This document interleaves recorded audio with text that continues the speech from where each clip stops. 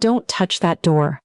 My brother said it loud enough that the hotel concierge looked up from behind the desk, loud enough that the couple waiting near the elevator turned around, loud enough that I felt my face go warm even though I hadn't done anything wrong. I had just reached for the handle of the private meeting room on the 14th floor of the Fairmont in downtown Vancouver when he grabbed my arm and pulled me back like I was about to walk into traffic.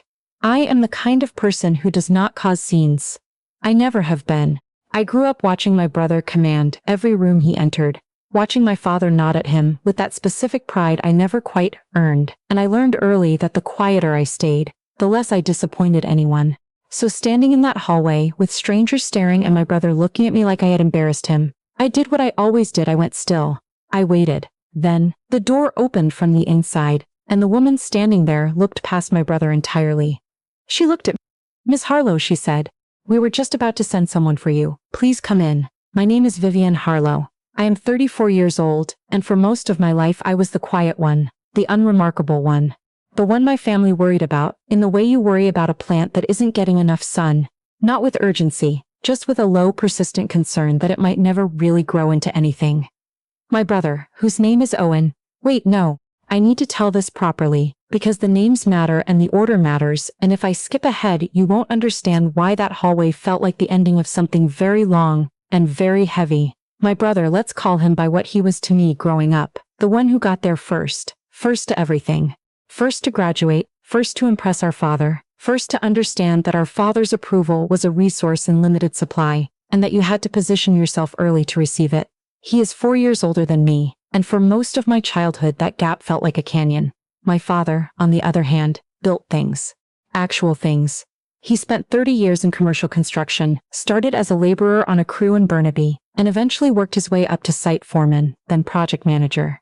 He has never been to university. He has a grade 12 diploma from a high school in Surrey that doesn't exist anymore, and a deep, almost theological respect for people who wear suits and carry themselves like they own the air in the room. He respects success when he can see it from the outside. He has never been comfortable with the kind of success that lives mostly in spreadsheets and conference calls, and rooms he has never been invited into. My mother is different. My mother understood things about me that she never said out loud. She would watch me from across the kitchen table when I was studying late, and she wouldn't say anything. She would just refill my tea, and put a hand briefly on my shoulder, and go back to whatever she was doing. That was her language. She didn't have words for pride the way my father had words for worry, but I always felt it from her in those small gestures. I grew up in Coquitlam. We were a comfortable family, not wealthy, but steady. My father's income kept us in a house with a real backyard and a used car that always ran, and my parents made sure we never felt the anxiety of real scarcity, though I understood even as a child that money required care. I watched my mother clip grocery coupons. I watched my father turn off lights in empty rooms. I absorbed the lesson without being taught it directly. You do not waste, you do not assume, you do not reach for things that aren't yours yet.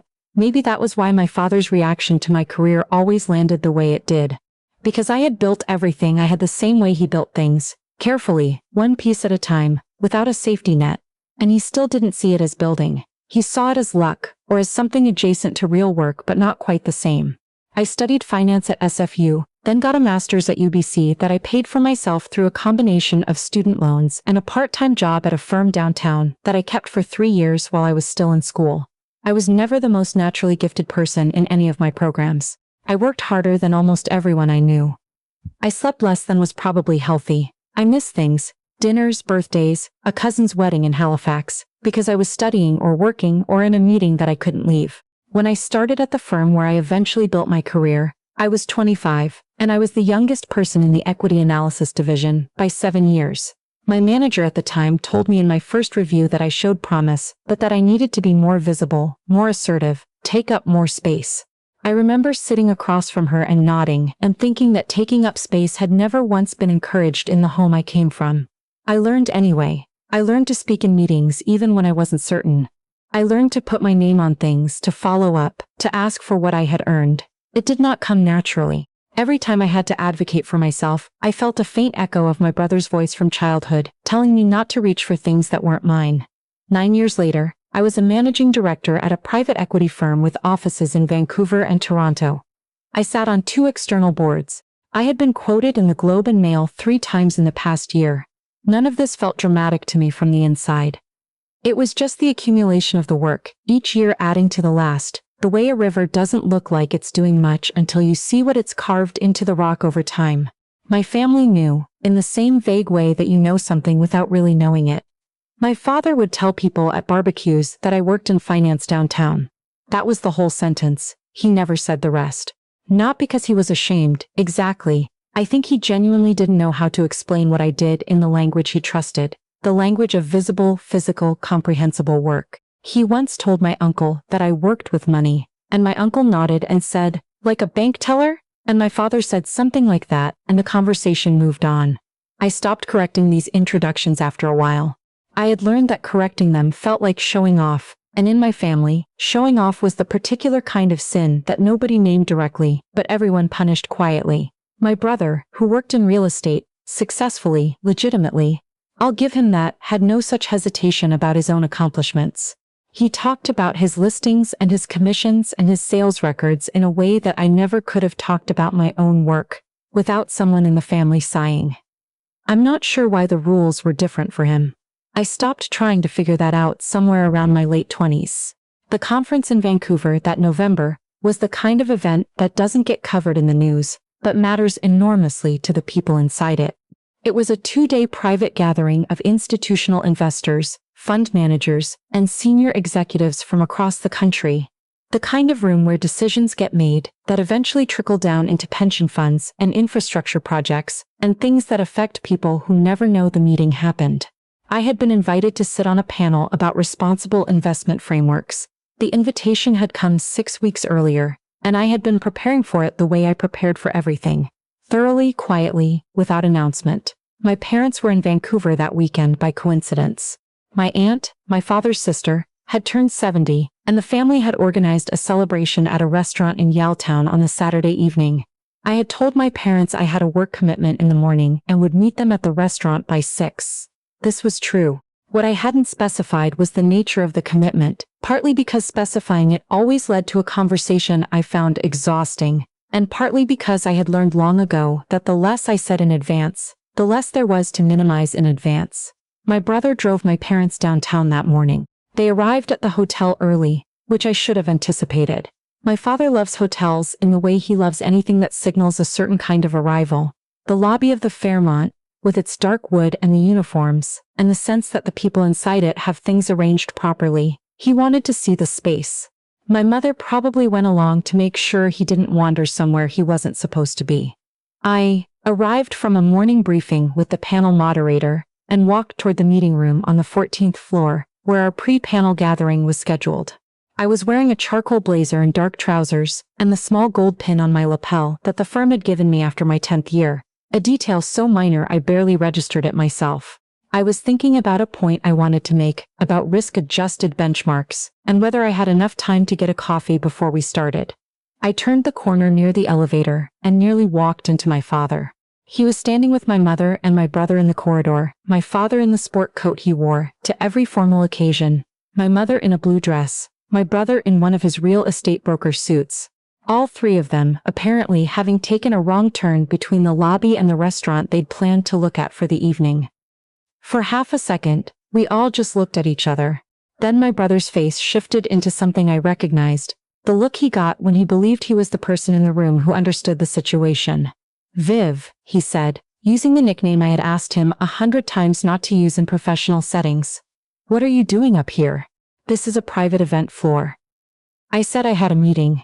He glanced at the door behind me, the door to the private conference suite, and something flickered across his face, not quite suspicion, more like the particular confidence of someone who believes they are about to prevent an embarrassment. "You can't just go in there," he said.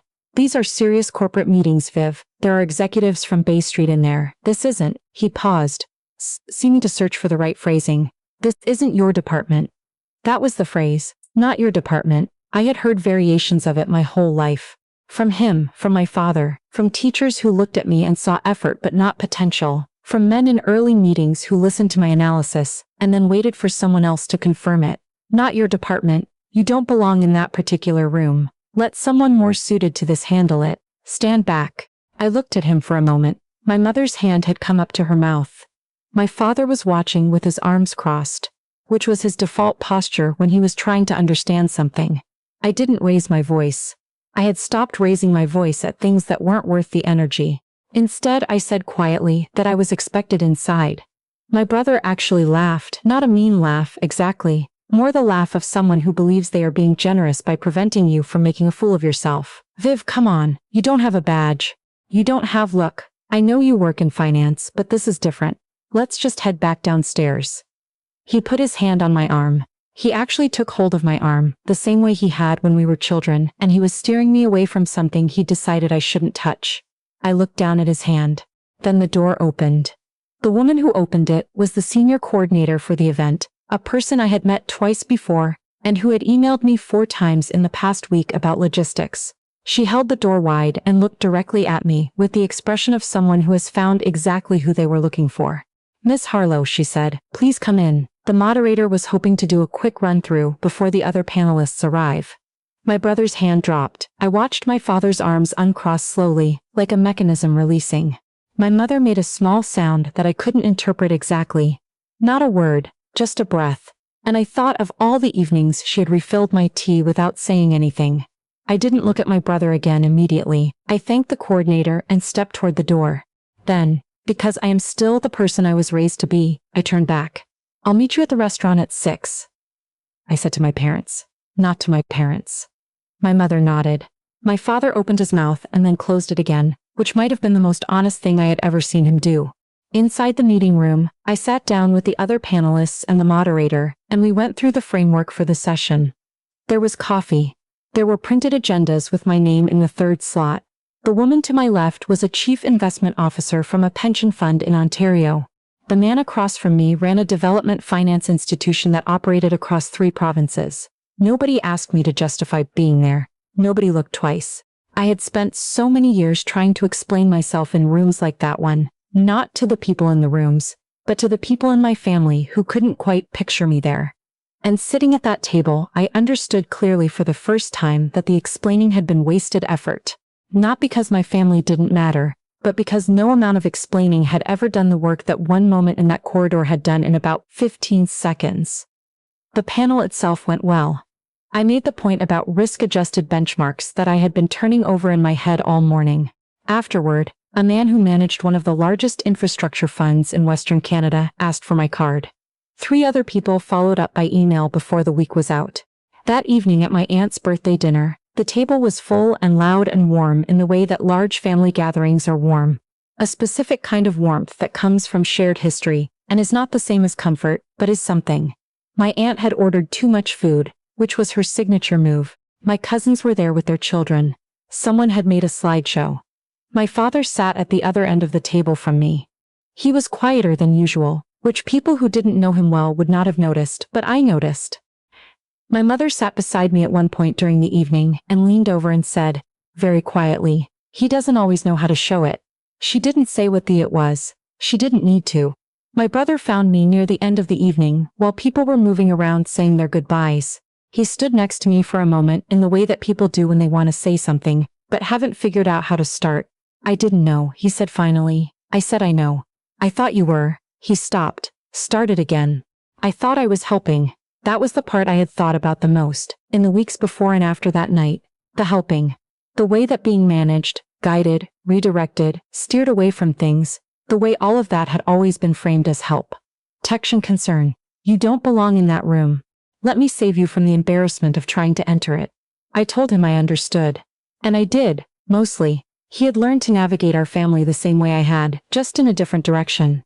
He positioned himself early and held the position. I don't think he was malicious. I think he genuinely believed that the picture he had of me was accurate, and that his job was to protect me from reaching beyond it.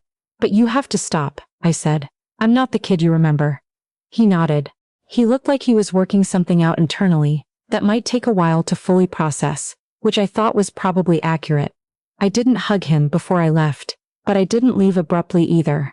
There's a version of these stories where the ending is clean, where the person who doubted you fully transforms and the relationship becomes something new. I'm not sure that was what happened for us. What happened was a beginning, a small, uncomfortable, necessary beginning. 3 weeks after the conference, my father called me on a Sunday morning. He calls me sometimes on Sunday mornings, usually to ask about the weather in Vancouver, or to relay something my mother has told him to relay. This call was different within the first few seconds. He asked how the conference had gone. He was quiet for a moment. Then he said he'd looked up the event online afterward. He said it seemed like a significant gathering. I said it was, yes. Another pause. My father does not apologize directly. He doesn't have a mechanism for it, the same way some people don't have a mechanism for a particular language. It's not that they're unwilling, it's that the structure isn't there. What he does instead is approach things at an angle. He said he hadn't realized. He said he thought he had a sense of what I did, but he could see now that he had the wrong sense. He said he should have asked more questions over the years instead of assuming. I listened to him say these things. I didn't rush to fill the silences. Then I asked him something I had been carrying for a long time. Did you ever think it was strange, I said, that you knew every detail of every property deal he's done in the past 10 years, but you couldn't name what I do for work? The line was quiet for long enough that I thought the call might have dropped. Yes, he said, just that, yes. I think it cost him something to say it. I'm not in the habit of discounting what it costs people to say true things that are inconvenient for them. But I'm also not in the habit anymore of absorbing that cost on their behalf. We talked for a while longer. Not about the conference, not about my brother, not about the years of introductions where I was, my daughter who works in finance, something like a bank teller. We talked about easier things, his sister's birthday party, the drive back to Coquitlam, a renovation project he was consulting on. But something had shifted in the call. Not fixed, shifted, there's a difference. I've thought about that hotel corridor more times than I can count, not because it was triumphant. It didn't feel triumphant in the moment. It felt surreal. The way moments do when reality finally catches up to something you've known privately for a long time. But because it clarified something I had been circling for years without quite seeing. I had spent so much energy managing other people's pictures of me, softening my accomplishments so they fit into frames my family found comfortable. Avoiding titles and credentials in conversation so nobody felt out of their depth, making myself smaller in the specific and particular ways that were expected of me, telling myself it was humility when often it was just fear. Fear of the look on my father's face when I exceeded what he'd imagined for me. The coordinator who opened that door and said my name wasn't doing anything remarkable. She was simply doing her job. But in doing her job, she did something that a decade of my own explanations had never managed to do. She made my presence in that room undeniable to the people who had always found reasons to question it. I don't need my family to be the people who believed in me earliest. I would have liked that, at certain points, and I can say so honestly without it being a wound anymore. What I needed, and what I eventually found, was the understanding that the work itself was real, regardless of whether they could see it. That the room was mine to walk into regardless of who tried to redirect me at the door. I earned my place by earning it, not by explaining it. Not by waiting for someone's permission, not by staying quiet long enough that nobody objected. The gold pin on my lapel didn't make me a managing director. 10 years of choices, early mornings, difficult conversations, and refusing to disappear made me one. The pin just marks the time.